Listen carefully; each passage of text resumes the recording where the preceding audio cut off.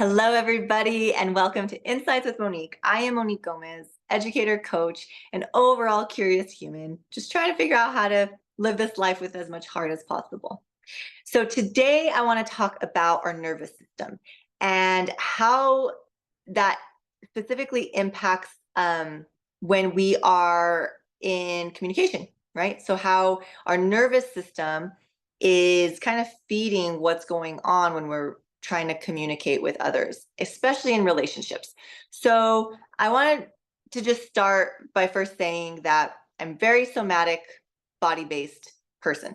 Okay. I love the body. I love trying to figure out how to incorporate mind, body, heart connection at all times. Okay. So this is a big part of the work that I do, the work that I want to help you get into, as far as getting into your body more. So the nervous system is, in a very, very simple, basic kind of explanation, there's two different parts of your nervous system. So you have your parasympathetic nervous system, which is all about the space of calm and digest, right? So your parasympathetic nervous system is kind of, if you think of those times when you're like asleep, right? Or really calm, like after a really relaxed, like maybe after a massage or after a bath, and you're just kind of like in that very calm state. You are in parasympathetic nervous system, very calming. Your body's able to digest, it's able to heal, it can do all of those things pretty easily. The other side of that, the other part of the nervous system is the sympathetic nervous system, just as important, but it does a different thing. Your sympathetic nervous system is your survival response, right? It is the part of our nervous system that says, whoa, we are in danger. We got to fight. We got to flight. We got to freeze. We got to fawn. We got to do something, right? To survive. We are threatened. We got to go. Different energy, right? Important as well. It gives us an awareness. It wakes us up. But what can happen, and what is often happening, is we're living more in the sympathetic, the survival mechanism, the survival mode, rather than the parasympathetic, the chill, kind of relaxed mode, right? When we're in communication, especially with partnerships, we can start moving from parasympathetic calm, like a conversation that you're just starting. It can start escalating to get into arguing, right? That escalation is basically because something inside was heightened. Maybe your partner said something that kind of awakened or touched on a vulnerable part of you to where you feel like you have to defend, where, oh, it's not safe anymore, nervous system up. If you're feeling like they're not hearing me, I'm not getting my point across, nervous system up, right? We go into the sympathetic. Sometimes we start communication in parasympathetic because we're already there.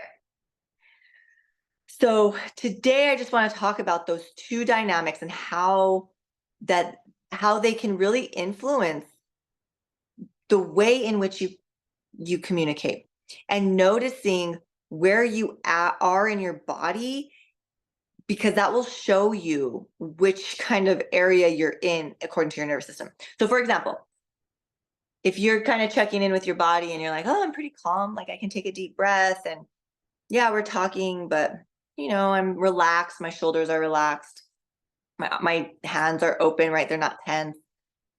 I can breathe, I can like kind of notice there's like a belly breath happening. We're talking and it's fine. That's ideal where you want to be, because you're able to hear the other person. You're able to be in the moment to where you can actively listen. You're receptive. When you're calm, you have more of a receptive space. And I shouldn't say calm, because calm can be tricky, but because you can appear calm, but your nervous system is doing something else, right? But when you feel like, okay, I'm really here with this person and I'm in this space of understanding, you're in that more receptive parasympathetic space, which gives you a better chance to hear that person, to empathize with that person. And the conversation goes a lot better and the communication feels a lot better. And you feel bonded at the end of the day. And that's what we're here to do, is to bond, to connect, and to really feel like connected to your person. If it is the opposite, you know those signs. Usually the breath, shallow, quick, you get hot, there's a heightened feeling, your voice starts changing, you might be getting louder, you might be feeling like, your hands are tensing, right? Sympathetic. I am in survival. I am in threat. I need to figure out how to survive right now. I'm in defensive mode. I am not receptive. I am defensive. That is the place where you are not going to be able to hear each other, where you are not going to be able to connect. You will not be able to actively listen. You are not in the present moment. You are in defense mode. There is no getting around that. So if both people are in sympathetic nervous system, if both people are in fight mode, right?